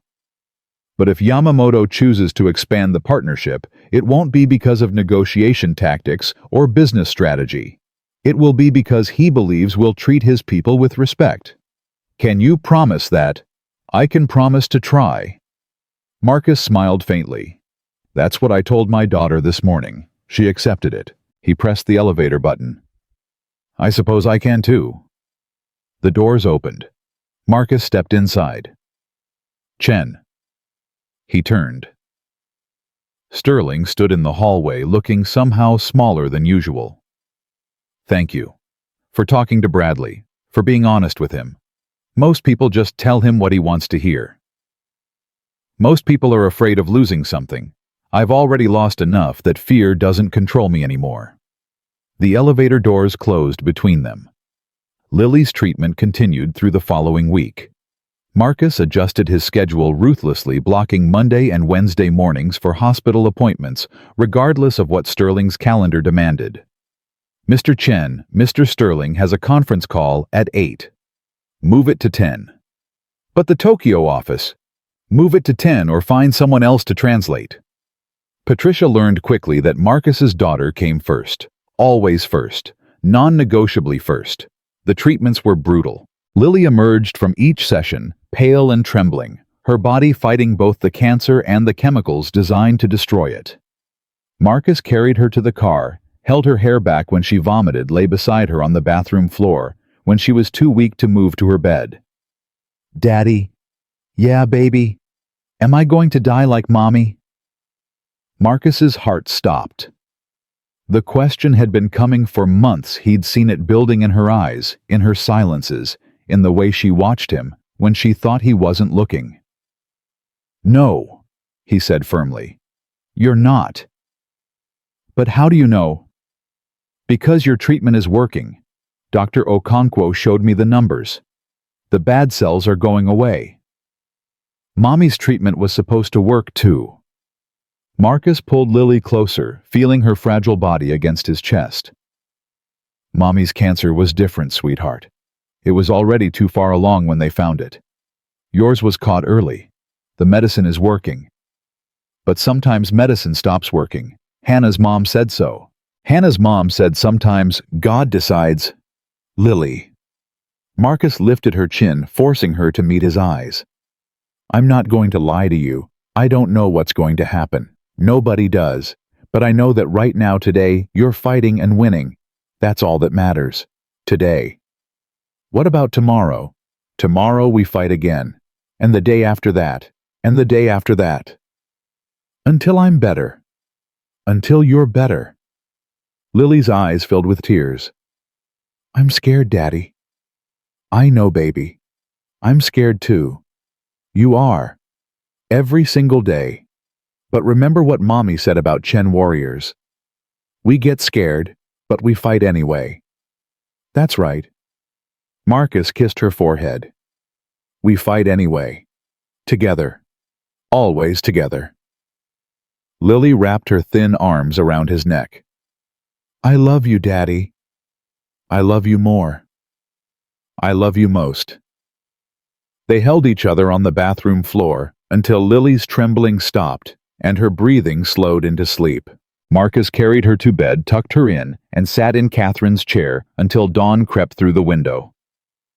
The Yamamoto dinner arrived faster than Marcus expected. He stood in his apartment bedroom, staring at the navy suit he'd worn to his first day at Sterling Technologies. It seemed inadequate for a gathering that would include some of the most powerful business leaders in Japan and America. "Daddy, you look handsome." Lily sat on his bed, watching him dress with the same wide eyes as before. "Think so? Mommy always said you looked like a movie star in that suit." Marcus smiled, remembering. Catherine had bought him this suit for their 10th anniversary. She'd insisted on navy because it brought out his eyes. "How do you feel tonight?" he asked Lily. "Good. Not throwing up at all today." "That's great, baby. Mrs. Patterson said we might watch a movie. Can we have popcorn?" "Ask her nicely." "I always ask nicely." Marcus laughed. "You always think you're asking nicely. Sometimes there's a difference." "Daddy!" Lily rolled her eyes with theatrical exasperation. "I'm 10. I know how to be polite." "Then prove it tonight." "Fine." She hopped off the bed and straightened his tie with surprising precision. "Mommy taught me how to do this. She said you always get it crooked." The memory hit Marcus like a wave. Catherine standing in their old bedroom fixing his tie before diplomatic functions, her fingers gentle and sure. "She was right," he managed. "I always do." Lily patted his chest. "There, perfect. Now go be brave." "What are you going to be?" "I'm going to eat popcorn and watch movies and not throw up." She grinned. That's pretty brave for me. Marcus hugged her tightly, breathing in her strawberry shampoo. I'll be home by 10, he promised. I'll probably be asleep. Then I'll kiss you goodnight anyway. You always do. He did. He always would for as long as he drew breath. The Yamamoto residence exceeded Marcus's expectations. Not in size, the house was modest by wealthy standards, but in elegance. Every detail reflected deliberate thoughtfulness. Flower arrangements that changed with the seasons. Art selected for meaning rather than value. A garden visible through every window, designed to be beautiful from all angles. Yamamoto greeted Marcus personally at the door. Chen-san, welcome to our home. Yamamoto-san, thank you for the invitation. They bowed to each other, a gesture of mutual respect that felt more genuine than any handshake Marcus had exchanged in weeks. My wife has been eager to meet you, Yamamoto said, guiding Marcus inside. She watched the video from the Grand Monarch. She says your Japanese is more beautiful than most native speakers. Your wife is too kind. My wife is honest to a fault. Yamamoto smiled. It's why I married her. The dinner was intimate, only 12 guests, all carefully selected. Marcus found himself seated between Yamamoto's wife, Akiko, and a German manufacturing executive named Klaus Weber. Conversation flowed easily. Marcus translated when needed, but mostly listened, observing the subtle dynamics between guests. Yamamoto watched him throughout the evening. After the main course, the host stood and addressed the table. Friends, I want to share something. When I first met Mr. Sterling's company, I was skeptical. American businesses often struggle to understand Japanese expectations. Communication barriers create misunderstandings. Trust becomes difficult. He paused, his eyes finding Marcus. Then I met Chen-san. In one evening, he demonstrated something I rarely encounter: genuine cultural intelligence. Not just language skills, though those are remarkable. Something deeper. The ability to hear what people mean, not just what they say. Murmurs of agreement rippled around the table. Because of this, Yamamoto continued, I am announcing tonight that Yamamoto Industries will expand our partnership with Sterling Technologies. $300 million in new contracts with one condition. Marcus felt the weight of every gaze in the room. Chen-san must remain as our primary liaison. This is non-negotiable. The table erupted in quiet congratulations. Klaus Weber shook Marcus's hand. Akiko Yamamoto touched his arm with maternal warmth. Marcus sat in stunned silence. $300 million. Tied specifically to him. Not to Sterling, not to the company, to a former waiter who'd been shoved against a wall 2 weeks ago. When the dinner concluded and guests began departing, Yamamoto pulled Marcus aside. You seem troubled, Chen-san. I'm honored, Marcus said carefully. But I'm also concerned. About your condition. Tying the contracts to my continued involvement. It gives me leverage I didn't ask for. Yamamoto nodded slowly. You're worried about the power imbalance with Sterling. I'm worried about becoming indispensable. Indispensable people become targets. Ah. Yamamoto's expression shifted to something like approval. You understand politics better than I expected. I spent 20 years at the United Nations. Politics was the air I breathed. The United Nations. Yamamoto's eyebrows rose. You were a diplomat. A translator. Then a senior liaison. Then... Marcus hesitated. Then my life changed, and I became a waiter. May I ask what changed? Marcus thought of Catherine, of Lily, of the corner office he'd abandoned without a backward glance. Love, he said simply, and loss, and the discovery that some things matter more than careers. Yamamoto was quiet for a long moment. Chen-san, I made my condition not to give you power over Sterling, but to protect you from him. A man who publicly humiliates service workers is capable of other cruelties. I wanted to ensure he needs you too much to discard you. Marcus absorbed this slowly. You're protecting me. I'm investing in you. There's a difference. Yamamoto placed a hand on Marcus's shoulder. Your daughter. She is recovering. She's fighting. Good. Fighters survive. His grip tightened briefly. Go home to her, Chen-san. The business will wait. Children do not. Marcus bowed deeply. Thank you, Yamamoto-san, for everything. Thank me by continuing to build bridges. The world needs more of them. Marcus arrived home at 9:47 p.m. Lily was already asleep just as she'd predicted. Mrs. Patterson dozed in the armchair, a half-finished knitting project in her lap. Marcus kissed his daughter's forehead and whispered, "Daddy's home, baby girl. We won tonight. We really won." Lily stirred, but didn't wake. Her breathing was steady, her color better than it had been in weeks. Marcus sat in Catherine's chair and let the silence wash over him. $300 million. A protective Japanese CEO. A job that might actually be secure. For the first time since Catherine's diagnosis, the future seemed survivable. His phone buzzed. Sterling Yamamoto told me about the condition. We need to talk. Marcus typed back, tomorrow. Tonight I'm with my daughter. No response came. Marcus set down the phone and watched Lily sleep. Whatever tomorrow brought tonight, he was home. Tonight his daughter was alive. Tonight Chen warriors had won another battle. That was enough. It had to be. Sterling was waiting when Marcus arrived at work the next morning. Not in his own office. Not in a conference room. In Marcus's office, sitting behind Marcus's desk, holding a printed copy of what appeared to be Yamamoto's contract conditions. Close the door. Marcus closed it. He didn't sit. $300 million, Sterling said slowly. Contingent on your continued employment. Non-negotiable. I didn't ask for that condition. But you didn't refuse it either. It wasn't mine to refuse. Yamamoto made the decision. I learned about it at the same moment everyone else did. Sterling set down the papers.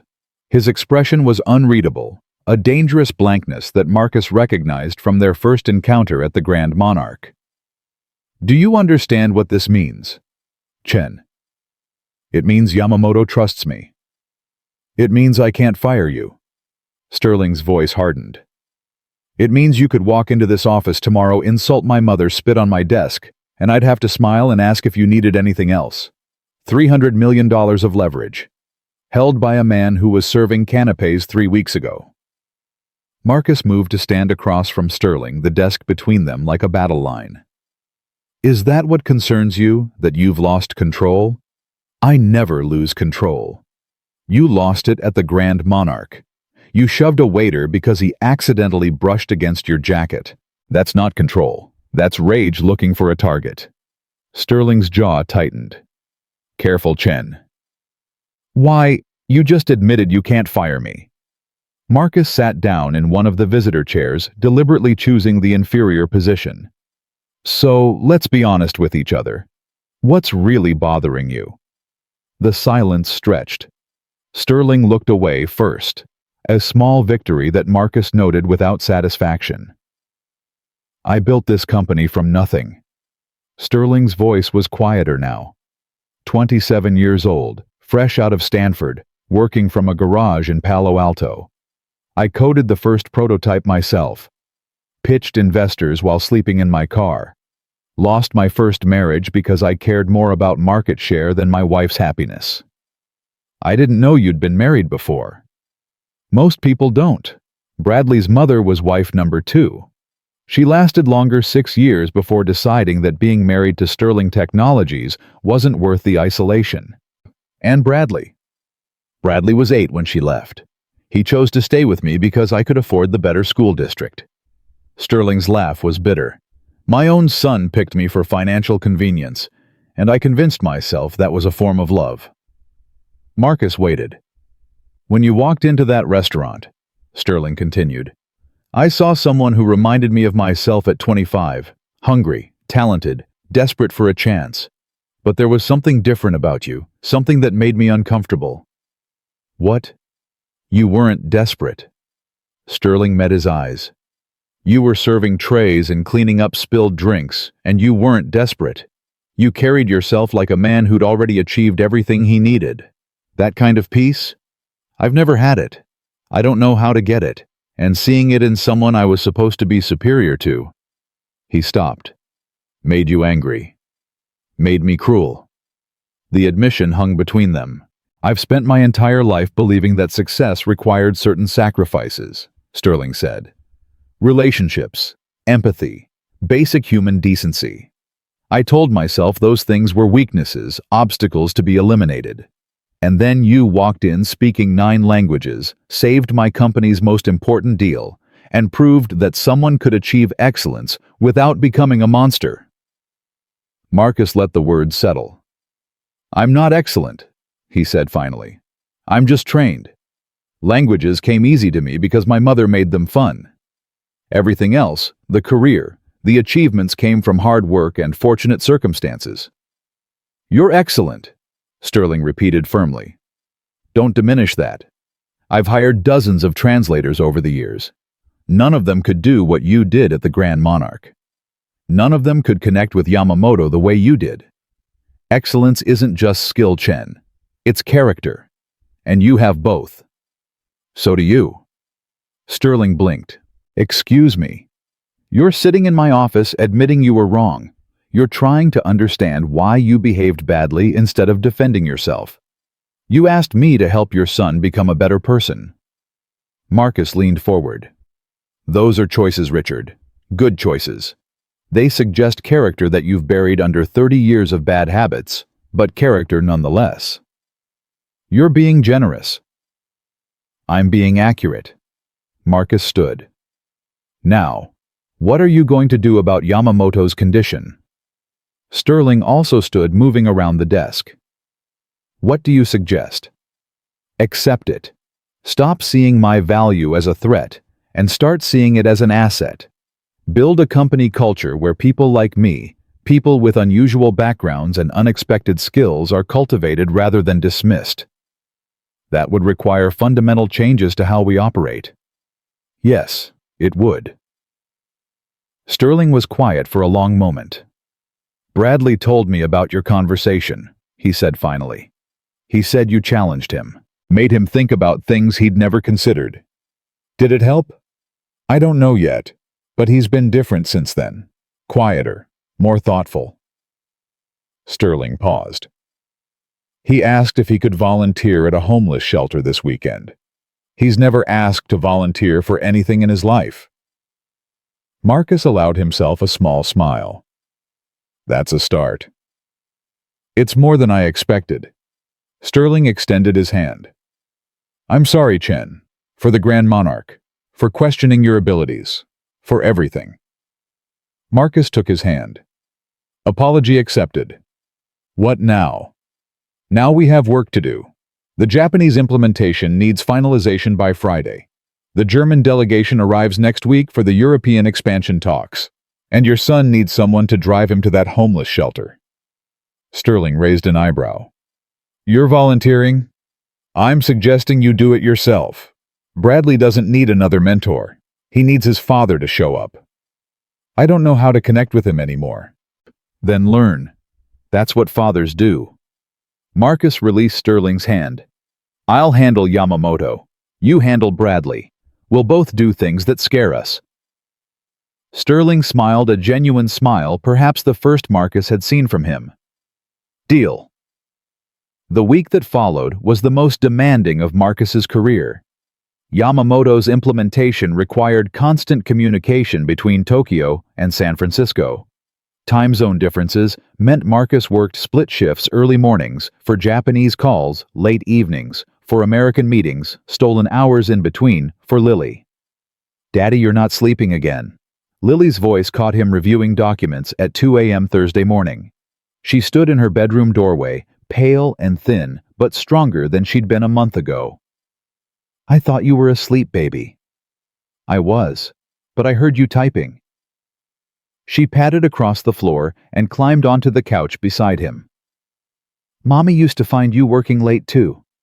She said you had a disease called workaholism, Marcus laughed despite his exhaustion. Your mother had strong opinions about my work habits. She said the only cure was me, that I was better than any medicine. Lily curled against his side. Am I still the cure? Marcus set aside his laptop and pulled his daughter close. You're the cure for everything, baby girl. Everything. Then stop working and hold me instead. He did. He held her until her breathing slowed and her body relaxed into sleep. Then he held her longer, watching shadows move across the ceiling, thinking about all the work waiting for him, and choosing deliberately to let it wait. Some things mattered more than deadlines. Catherine had taught him that. Lily kept reminding him. Bradley Sterling appeared at the homeless shelter on Saturday morning. Marcus wasn't supposed to be there. He'd only suggested the idea to Sterling, but Diego had called the night before with an urgent request. They need translators, man. A bunch of Central American families came in this week. Nobody speaks Spanish except the intake coordinator, and she's overwhelmed. So Marcus found himself standing in a church basement, helping a Guatemalan mother explain her children's medical needs to a volunteer nurse when Bradley walked through the door. The boy stopped when he saw Marcus. What are you doing here? Translating.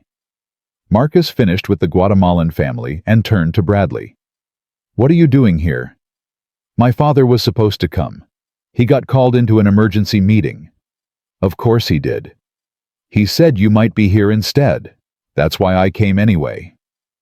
Marcus studied Bradley's expression, defensive, but not hostile. Uncertain, but present. Have you ever worked at a shelter before? No. Do you know what to do? No. Are you willing to learn? Bradley hesitated. Yes. Good. Follow me. For the next 4 hours, Marcus taught Bradley Sterling the basics of service work. How to make eye contact without staring. How to offer help without condescension. How to listen when people needed to talk and stay quiet when they didn't. Bradley was awkward at first, his privilege showing in every interaction, but he tried. When an elderly homeless man spilled soup on his expensive jacket, Bradley cleaned it up without complaint. When a child asked why he was dressed so fancy, Bradley laughed and said he didn't know how to dress any other way. By noon, something had shifted. That woman, Bradley said during their lunch break, the one with the 3 kids, she used to be a teacher. I know. How does someone go from being a teacher to living in a shelter? Medical bills, job loss, domestic violence, bad luck. Marcus shrugged. The distance between security and homelessness is shorter than most people think. Bradley stared at his sandwich. I've never thought about that before. Most people in your position don't. That's not an excuse. No, it's not. Marcus sets down his food. But awareness is the first step. You're here. You're learning. That matters more than what you didn't know before. Bradley was quiet for a moment. My father told me about your daughter, about her being sick. He did. He said you gave up a career at the United Nations to take care of her, that you worked as a waiter to pay for her treatment. Bradley met his eyes. I can't imagine giving up everything like that, for anyone. You could if it was someone you loved? Maybe. Bradley looked away. I don't know if I love anyone that much. Not even your father. The question landed like a blow. Bradley flinched. My father and I, we don't have that kind of relationship. We have a transactional relationship. He provides money and opportunities. I provide good grades and adherence to expectations. Love isn't really part of the equation. It could be. How? Marcus thought about the question carefully before answering. When I was your age, my relationship with my mother was purely academic. She was a linguistics professor. I was her best student. We connected through languages, not emotions. I thought that was enough. What changed? She got sick. Brain cancer. Aggressive, inoperable. Marcus's voice steadied. In the last 6 months of her life, I learned more about her than in the previous 20 years. I learned that she'd given up a tenured position in Tokyo to follow my father to America. I learned that she cried every night for a year after he left us. I learned that she threw herself into teaching me languages because it was the only way she knew how to express love. Bradley waited. By the time she died, we weren't just mother and son anymore. We were friends, real friends, but I only got 6 months of that. Marcus met Bradley's eyes. You still have time with your father. Don't waste it assuming the relationship can't change. What if he doesn't want to change? He sent you here today. He told me about his past, his failures, his regrets. Those are not the actions of someone who doesn't want to change. Bradley absorbed this slowly. He really told you about his regrets. Yes. What did he say? That's between him and you. If he wants you to know, he'll tell you himself. Marcus stood. Break's over. There's a Salvadoran family who needs help with housing forms. Want to assist? Bradley stood too. I don't speak Spanish. Then I'll translate. You write. Together, we'll help them faster than either of us could alone. Partnership. Exactly. Marcus smiled. That's what success looks like, Bradley. Not solo achievement. Partnership. They worked together for the rest of the afternoon. Lily's test results arrived on Monday. Marcus sat in Dr. Okonkwo's office, hands clasped so tightly his knuckles went white. The news is good, Doctor, Okonkwo said, and Marcus felt something inside him unclench. The leukemia cells have decreased by another 22%. Lily is responding exceptionally well to the treatment protocol. She's going to be okay. She's moving in the right direction. I want to continue the current regimen for another 3 months, then reassess. The doctor smiled. Your daughter is a fighter, Mr. Chen. She's a Chen. Warriors run in the family. Dr. Okonkwo laughed. I believe it. I've never seen a 10-year-old handle chemotherapy with such determination. She lectures the other children about staying positive. That sounds like Lily. She told me you're her superhero. Dr. Okonkwo's expression softened. She said you gave up everything to take care of her, that you work all day and sit with her all night, that you never complain. Marcus's throat tightened. She shouldn't worry about me. Children always worry about their parents, Mr. Chen, especially children who've already lost one. She paused. Are you taking care of yourself? Eating properly? Sleeping? I'm trying. Try harder. Lily needs you healthy for the long haul. The next few months will be demanding. I know. Do you have support? Family, friends? Marcus thought about Diego, who checked in weekly, about Mrs. Patterson, who refused payment for her babysitting, about Yamamoto, who'd structured a contract specifically to protect him. More than I expected. Good. Use them. This isn't a battle you should fight alone. Marcus left the hospital and sat in his car for 20 minutes, letting the relief wash over him in waves. 22%. Moving in the right direction. A fighter. His phone buzzed.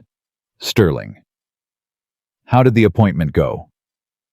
Marcus stared at the message. He hadn't told Sterling about Lily's appointment. Someone must have mentioned it. Patricia, maybe? Or the calendar system. The fact that Sterling had remembered had thought to ask meant something. Marcus typed back, Good news. She's improving. Sterling's response was immediate. Thank God. Let me know if you need anything.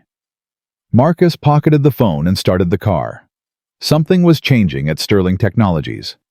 Something was changing in Richard Sterling himself. Whether it would last, Marcus couldn't say. But for today, his daughter was improving. A billionaire was learning empathy, and a 17-year-old boy had spent his Saturday serving homeless families instead of counting his father's money. Maybe that was enough progress for 1 week. The German delegation arrived on Wednesday. Marcus spent 14 hours in meetings, translating technical specifications and legal terminology until his voice grew hoarse. The Germans were thorough, skeptical, and exhaustingly precise, every word examined, every implication questioned. By 8 p.m., Marcus wanted nothing more than to go home. Chen, Sterling appeared at his elbow. A moment. They stepped into an empty conference room. "You're running on fumes," Sterling observed. "When did you last eat?" "Lunch, I think." "That was 8 hours ago." Sterling pulled out his phone. "I'm ordering dinner. You're eating before you leave." "That's not necessary." "It's necessary." Sterling's voice was firm. "You told me to show up for Bradley. I'm telling you to show up for yourself. You can't take care of Lily if you collapse from exhaustion." Marcus wanted to argue, but couldn't find the energy. "Fine. Order something." 20 minutes later, they sat across from each other in Sterling's private dining room, eating Thai food from containers, while the city lights glittered outside. "Bradley told me about the shelter," Sterling said between bites. "He said you taught him how to help people without making them feel small." "I taught him basic dignity. It shouldn't be a lesson anyone needs." "But it is, because people like me don't model it." Sterling set down his chopsticks. "I've been thinking about what you said, about building a culture where unusual backgrounds are valued. And I want to create a program, a pipeline for non-traditional talent, people who've developed skills outside conventional systems, single parents, career changers, second-chance applicants." Sterling paused. "I want you to design it." Marcus stopped eating. "You want me to design a hiring program?" "I want you to build something that finds the next Marcus Chen before they end up serving canapes at my restaurants." "That's a significant undertaking." "It's a necessary one. The Grand Monarch taught me something I should have learned decades ago. Exceptional people don't always look like what we expect. If I'd dismissed you 5 minutes earlier that night, I would have lost $500 million and never known why." Marcus considered the proposal. "I'd need resources, autonomy, the authority to recruit without traditional credential requirements. Done. And I'd need your public support. A program like this fails without visible leadership commitment. Also done." "Why are you doing this?" Richard Reilly. Sterling was quiet for a moment. "Bradley asked me the same question this morning. I told him the truth. I'm trying to become someone my son doesn't have to unlearn from." "That's a good answer. It's the only answer that matters anymore." Sterling picked up his chopsticks again. "Now eat. The German delegation returns tomorrow, and you need your strength." Marcus ate. For the first time since joining Sterling Technologies, he felt something beyond transactional employment. He felt partnership. Thursday brought complications. One of the German executives, a man named Dieter Hoffmann, raised objections to the data security protocols that threatened to derail the entire European expansion. "The encryption standards do not meet German regulatory requirements," Hoffmann announced during the morning session. "We cannot proceed without guarantees." Marcus translated, but he also understood the subtext. Hoffmann wasn't genuinely concerned about encryption, he was posturing for leverage. His body language, his word choices, his strategic pauses, all indicated a man angling for better terms rather than expressing authentic concerns. During the lunch break, Marcus approached Sterling privately. "Hoffmann is bluffing. How do you know?" "His German changes when he's being sincere versus when he's negotiating. The encryption objection is theater. He wants pricing concessions on the implementation fees." Sterling's eyes narrowed. "You can tell that from how he speaks." Languages reveal more than words. Rhythm, emphasis, breathing patterns, they're all indicators of intent. "So what do we do?" "Call his bluff. Offer to bring in independent German security auditors to verify your encryption standards. If he's genuinely concerned, he'll accept. If he's posturing, he'll backtrack because an audit would reveal his objection as unfounded." Sterling considered this. "And if he accepts the audit, then you have a minor delay while auditors confirm what you already know, that your systems exceed German requirements." Marcus shrugged. "Either way, you maintain the upper hand." The afternoon session resumed. Sterling, following Marcus's advice, offered the independent audit with confident generosity. Hoffmann's expression flickered surprise, then calculation, then reluctant respect. That won't be necessary, the German said. We trust Sterling Technologies to meet their stated specifications.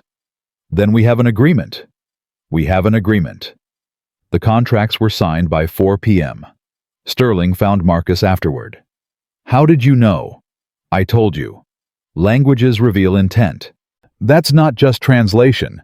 That's intelligence work. Marcus smiled faintly. Where do you think UN translators come from?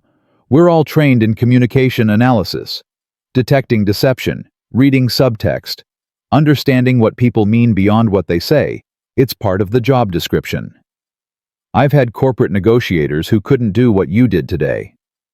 Your corporate negotiators haven't spent 20 years decoding conversations between diplomats who lie professionally.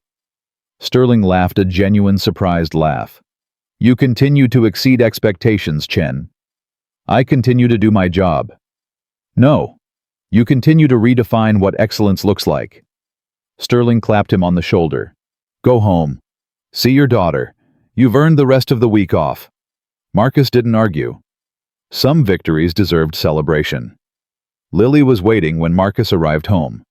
She sat at the kitchen table surrounded by art supplies, working intently on something he couldn't see. Daddy, you're early. Daddy's boss gave him the rest of the week off. Really? That's so nice. It is nice. Marcus set down his bag and kissed her forehead. What are you making? Lily held up her project, a handmade card with a drawing of 2 figures, one tall, one small, both wearing capes. It's for you, she said. It's us, superhero Chen warriors. Marcus took the card.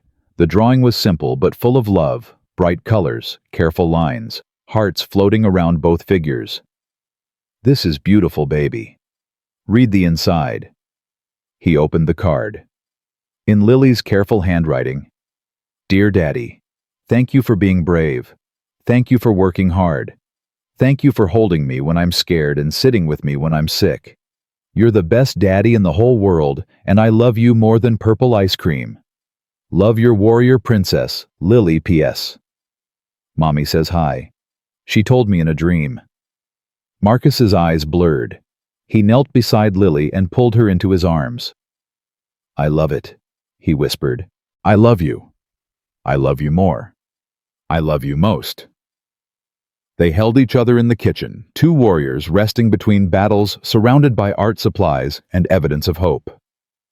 Later that night, after Lily fell asleep, Marcus sat in Catherine's chair and read the card again. Mommy says hi. She told me in a dream. He didn't know if he believed in dreams that carried messages from the dead. He didn't know if Catherine was watching from somewhere beyond, proud of what he'd become, or worried about how hard he was working. But he knew that Lily believed it, and that was enough. I'm trying, Catherine, he whispered to the empty room. I'm trying to be brave. I'm trying to show up. I'm trying to be the man you always believed I could be. The silence didn't answer, but something in his chest loosened anyway. Maybe Catherine could hear him. Maybe she couldn't. Either way, Marcus Chen was going to keep fighting. For Lily, for himself, for a future that finally seemed possible. That's what warriors did. That's what Chens did. And nothing, not cancer, not cruel billionaires, not mountains of medical debt or years of invisibility, was going to stop him now. 6 months changed everything. Marcus stood at his office window watching the city wake beneath a pale winter sky. Snow had fallen overnight, transforming the streets into ribbons of white that would turn to gray slush by noon. But for now, in this early hour, everything looked clean and new. His phone buzzed. Dr. Okonkwo, call me when you can. Good news. Marcus's heart hammered. He dialed immediately. Mr. Chen. The doctor's voice was warm. I wanted to tell you personally before our appointment tomorrow. Lily's latest scans are clear. No detectable cancer cells. Marcus gripped the edge of his desk. Clear. Clear. We'll continue monitoring, of course. Quarterly checkups for the next 2 years. But right now, today, your daughter is in remission. The word hit him like a physical force. Remission. Mr. Chen, are you there? I'm here. His voice cracked. I'm here. I need a moment. Take all the time you need. This is wonderful news. Lily fought hard. So did you. Marcus ended the call and stood motionless, tears streaming down his face. 3 years of terror. 3 years of midnight hospital runs and chemo sessions and prayers, whispered to a wife who couldn't answer. 3 years of carrying his daughter through darkness, while pretending he could see the light. And now, finally light. His phone buzzed again. Lily. Daddy, are you coming to my school play tonight? I'm the narrator. Mrs. Patterson helped me practice. Marcus laughed through his tears. I wouldn't miss it for anything, baby girl. Promise, promise. Chen warriors always keep their promises. I know. That's why I love you most. He pocketed his phone and wiped his face. There was work to do. Meetings to attend. A company to help transform. But first, he needed to share this news with someone who would understand. Sterling was in his office reviewing quarterly projections when Marcus knocked. Come in. Marcus entered, still visibly emotional. Sterling stood immediately. What's wrong? Is it Lily? She's in remission. The words hung in the air. Sterling's expression shifted relief, then something deeper that looked almost like joy. In remission. That's... Marcus, that's incredible. I just found out. Dr. Okonkwo called. Sterling moved around his desk and did something unexpected. He hugged Marcus. It was awkward, two men who weren't accustomed to physical affection, but genuine. Sterling's arms wrapped around Marcus's shoulders briefly tightly. I'm so happy for you, Sterling said as he stepped back. For both of you. Thank you. Marcus cleared his throat. I know we have the Asia-Pacific meeting at 9, but I wanted... Cancel it. What? Cancel the meeting. Reschedule everything. Go be with your daughter. Richard, that meeting took 3 months to arrange. And it can wait another week. Sterling's voice was firm. Your daughter just beat cancer. Nothing on my calendar matters more than that. Marcus stared at him. 6 months ago, this man had shoved him against a wall for spilling wine on a jacket. Now he was canceling multi-million-dollar meetings so Marcus could celebrate with his child. Who are you? Marcus asked quietly. What happened to the Richard Sterling I met at the Grand Monarch? Sterling smiled a tired, honest smile. He met someone who showed him what actually matters. He's still learning, but he's trying. Bradley's influence. Yours mostly. But yes, Bradley too. Sterling moved back to his desk. My son asked me to breakfast this morning. Not because he wanted money or connections or help with something. Just breakfast. Just to talk. What did you talk about? His plans after Wharton. His hopes. His fears. Sterling's voice softened. He told me he wants to work in nonprofit management. Help organizations that serve homeless families. I almost fell out of my chair. That's a significant change from 6 months ago. That's a complete revolution from 6 months ago. Sterling met Marcus's eyes. You did that. You and that shelter, and your willingness to see the human being underneath the privileged exterior. You changed my son. He changed himself. I just asked questions. You asked the right questions. That's a rare skill. Marcus nodded slowly. Thank you, Richard. For everything.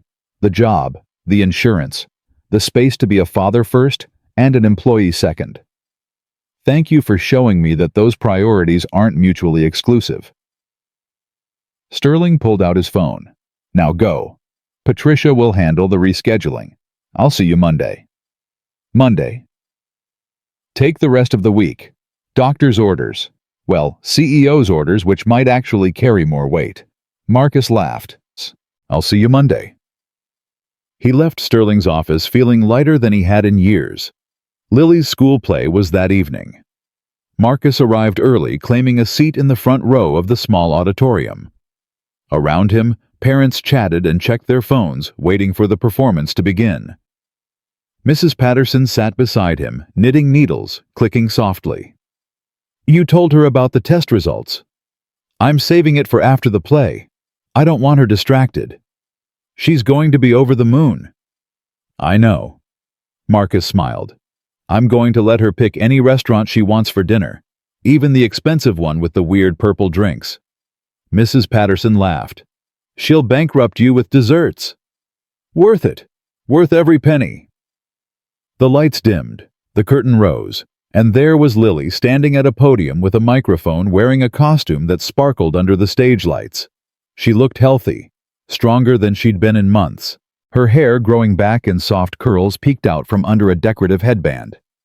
Once upon a time, Lily began, her voice clear and confident, there was a kingdom facing a great challenge. Marcus watched his daughter narrate a story about courage and perseverance, and he thought about all the stories they'd lived through together.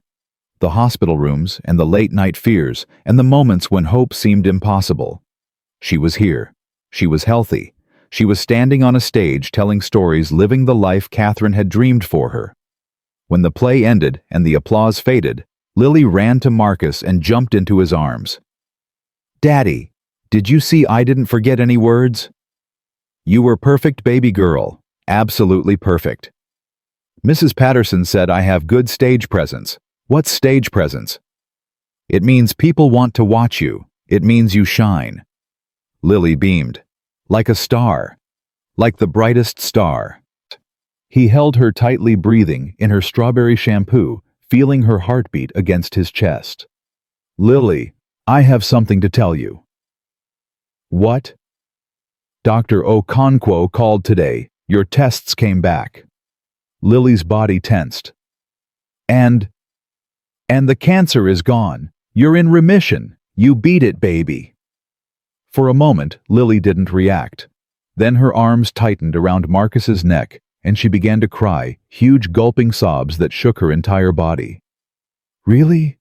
Really? Really? Really? Really? I'm not going to die like Mommy. No, baby. You're going to grow up and have adventures and do all the things you dream about. I want to learn languages like you. All 9. Marcus laughed through his own tears. Then I'll teach you. Every single one. Can we start with Japanese? I want to talk to Mr. Yamamoto. He sent me that beautiful doll. We can start with Japanese. Lily pulled back, her face wet but radiant. Daddy? Yeah, baby. I think Mommy helped. I think she asked God to make me better. Marcus touched his daughter's face. I think maybe she did. Can we go to her grave this weekend? I want to tell her thank you. We can go tomorrow. And bring flowers. The purple ones she liked. All the purple ones they have. Lily hugged him again, and Marcus held his daughter in the school auditorium, while parents streamed past and Mrs. Patterson dabbed her eyes with a handkerchief. The war was over. The Chen warriors had won. 1 year later, Marcus stood at a podium in Sterling Technologies' main auditorium. The room was packed, employees from every department, board members, press representatives, even a few faces Marcus recognized from his UN Days colleagues who'd heard about his improbable second act. Behind him, a banner read, Sterling Bridge Initiative, Finding Excellence Everywhere. Sterling sat in the front row beside Bradley, who'd taken a gap year before Wharton to work with homeless services organizations. The young man had transformed so completely that Marcus sometimes forgot the arrogant teenager he'd first encountered. Thank you all for coming, Marcus began. 1 year ago, I was working as a waiter at the Grand Monarch restaurant. I served canapés to wealthy executives and cleaned up spilled champagne. I was invisible. The room was silent. What nobody in that restaurant knew, what nobody would have guessed by looking at me, was that I spoke 9 languages fluently, that I'd spent 20 years as a senior translator for the United Nations, that I'd facilitated negotiations between world leaders and helped prevent international conflicts through precise communication. He paused, letting the contrast settle. I left that career to take care of my daughter who was dying of leukemia. I made a choice that many people would consider a step backward from corner office to serving trays. And society treated me accordingly. I became someone to overlook, someone to dismiss, someone whose potential was invisible because my circumstances didn't match expectations. Marcus looked at Sterling. Then something happened. My skills became visible in a crisis moment. And a man who'd written me off as worthless realized his assumptions were catastrophically wrong. Sterling nodded once, acknowledging the truth. The Sterling Bridge Initiative exists because that moment shouldn't be rare. Exceptional people are everywhere, in restaurants, in shelters, in jobs that society considers beneath notice. They're single parents working double shifts. They're career changers rebuilding after setbacks. They're immigrants whose credentials don't transfer. They're anyone whose abilities exceed the narrow boxes we use to sort human beings. Marcus stepped out from behind the podium. This initiative will identify and cultivate non-traditional talent across Sterling Technologies' global operations. We'll partner with community colleges, workforce development programs, and service organizations to find people like me, people with extraordinary capabilities trapped in ordinary-seeming circumstances, and we'll give them bridges to opportunities they deserve. Applause began, scattered at first, then building. But here's what I want you to understand. Marcus raised his hand, quieting the room. This isn't charity. This isn't corporate feel-goodery. This is smart business. Every study shows that diverse teams outperform homogeneous ones. Every innovation breakthrough comes from unexpected connections between different perspectives. By limiting our talent searches to traditional channels, we've been leaving excellence on the table. He looked around the room, making eye contact with as many people as possible. The question isn't whether non-traditional candidates can perform at elite levels. The question is why we've been so blind to their potential for so long. More applause sustained this time. I want to close with a story. A year ago, my daughter Lily was fighting cancer. Today, she's in complete remission, learning Japanese, and preparing to start middle school. When I was drowning in medical bills and despair, this company threw me a lifeline.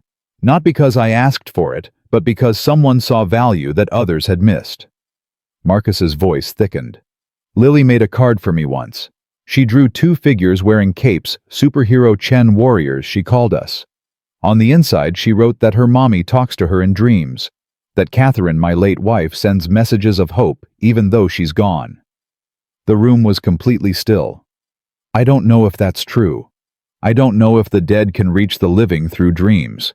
But I know this hope is real. Potential is real. And the bridges we build for each other, the chances we take on people who don't fit our expectations, those are the most important things we can construct.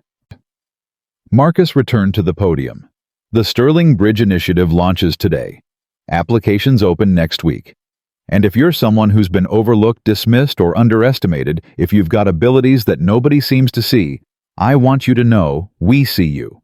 We're looking for you, and we believe in what you can become. He stepped back from the microphone. The applause erupted. Sterling stood first, clapping with genuine enthusiasm. Bradley followed, then the board members, then everyone else, a standing ovation that seemed to shake the walls. Marcus looked out at the crowd and felt something he hadn't experienced in years. Pride. Not just survival, not just gratitude. Pride in what he'd built, what he'd overcome, what he'd proven possible. Catherine would be proud. His mother would be proud. Lily would be proud. He was proud. After the presentation, Marcus found himself surrounded by well-wishers. Board members shook his hand and praised his vision. Reporters requested interviews. Employees approached with personal stories about their own non-traditional paths. But the moment that mattered most came when the crowd thinned and Marcus found Bradley waiting near the exit. "That was incredible," Bradley said. "Like genuinely incredible. Thank you. My father cried during your speech. I've never seen him cry. Not at my mother's departure, not at his own father's funeral. Never." Marcus glanced toward Sterling, who stood across the room talking with board members, his eyes still red. "Your father has changed a great deal. Because of you." Because he chose to change. I just asked questions. Bradley smiled a genuine warm smile that bore no resemblance to the arrogant smirk Marcus remembered from their first meeting. You know what you said about bridges, about building them for people who don't fit expectations? Yes. You built one for me. I was the privileged kid who nodded when his father humiliated a waiter. I was everything wrong with people like us, and instead of writing me off, you showed me a different way to see the world. Marcus put a hand on Bradley's shoulder. You saw it yourself. I just pointed in a direction. Same thing. No, it's not. Marcus squeezed gently. You made choices, Bradley. Hard choices. You could have stayed comfortable in your assumptions. You could have dismissed everything I said as bleeding heart nonsense. But you went to that shelter. You listened to those families. You let their stories change you. That courage was yours, not mine. Bradley's eyes glistened. My mother called last week. First time in 2 years. What did she say? She said she heard about the work I'm doing. She said she's proud of me. Bradley's voice broke. She said maybe she was wrong to leave. Maybe she should have tried harder. What did you say? I said I understood why she left. I said living with my father back then was probably impossible. And I said I hoped we could rebuild something, even if it's different from what we had before. That's mature, Bradley. More mature than most adults manage. I learned from watching you and Lily, how you fight for each other, how you don't give up even when everything falls apart. Bradley wiped his eyes. I want that someday. A family I'd sacrifice everything for. You'll have it. I believe that. How can you be so sure? Marcus smiled. Because you're asking the right questions. And people who ask the right questions eventually find the right answers. Bradley hugged him, then a real hug, not the awkward formality of corporate affection. Thank you, Mr. Chen, for everything. Marcus. Call me Marcus. Thank you, Marcus. They separated, and Bradley walked toward his father, who opened his arms to embrace his son in front of everyone. Marcus watched them hold each other, a billionaire, and his air transformed by questions and choices and the willingness to change. That night, Marcus took Lily to Catherine's grave. The cemetery was quiet in the evening light. Snow had melted from most surfaces, but patches remained in shaded corners, catching the fading sun. Lily carried purple flowers, an enormous bouquet that nearly obscured her face. Mommy, look what we brought. She arranged the flowers carefully at the base of the headstone, adjusting each stem with precise attention. Daddy says I can learn Japanese now, and German, and all the languages he knows. I'm going to be a translator like him when I grow up. Or maybe an astronaut, or both. Marcus stood behind his daughter, hands in his pockets, letting her speak. I'm not sick anymore. Dr. Okonkwo says the cancer is gone. Daddy cried when he found out. He pretends he didn't, but I saw him. Lily touched the cold stone gently. I miss you, Mommy. Every day. But Daddy says you're watching. He says you send me dreams. I think he's right because sometimes I dream about you, and when I wake up, I feel like you were really there. She paused, then continued with a child's earnest certainty. Daddy's doing really good. He's not a waiter anymore. He's important. People listen when he talks. He made a big program to help people who get overlooked. He says it's about building bridges. You would be proud of him. Marcus's throat tightened. I'm proud of him too. He's the best daddy in the whole world. He carries me when I'm scared and sits with me when I'm sick and never ever gives up. He's a Chen warrior just like me, just like you taught us to be. Lily stood and turned to face Marcus. Daddy, can we come back on Mommy's birthday and bring a cake? Of course, baby. And sing to her even though she can't hear. She can hear. Marcus knelt beside his daughter. Somehow, somewhere she can hear. Lily wrapped her arms around his neck. I love you, Daddy. I love you more. I love you most. They held each other beside Catherine's grave as the sun set and the first stars appeared. 2 years passed. The Sterling Bridge Initiative exceeded every projection. Over 500 non-traditional candidates were hired across global operations. Performance metrics showed they outperformed traditionally recruited employees by 17% on average. Marcus became the face of a movement.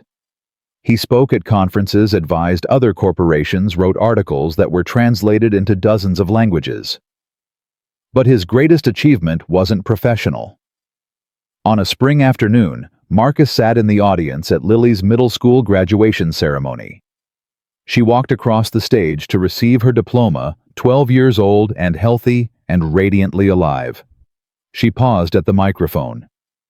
"I want to say something," she announced, surprising everyone. "When I was 10, I had cancer. The doctors said I might not make it. But my daddy never gave up. He worked 3 jobs to pay for my medicine. He sat with me every night when I was too sick to sleep. He taught me that Chen warriors don't surrender." The audience murmured with surprise and sympathy. "I'm standing here today because my daddy built a bridge for me. He carried me when I couldn't walk. And now I'm strong enough to walk on my own." Lily found Marcus in the crowd. "Thank you, Daddy, for everything. I love you most." Marcus was crying openly now. He didn't care who saw. His daughter was alive. His daughter was thriving. His daughter was standing in front of hundreds of people, proclaiming her love for him without shame or hesitation. Everything he'd sacrificed, the career, the status, the years of invisibility, had led to this moment. And it was worth it. Every struggle, every humiliation, every night spent crying in the dark. Worth it.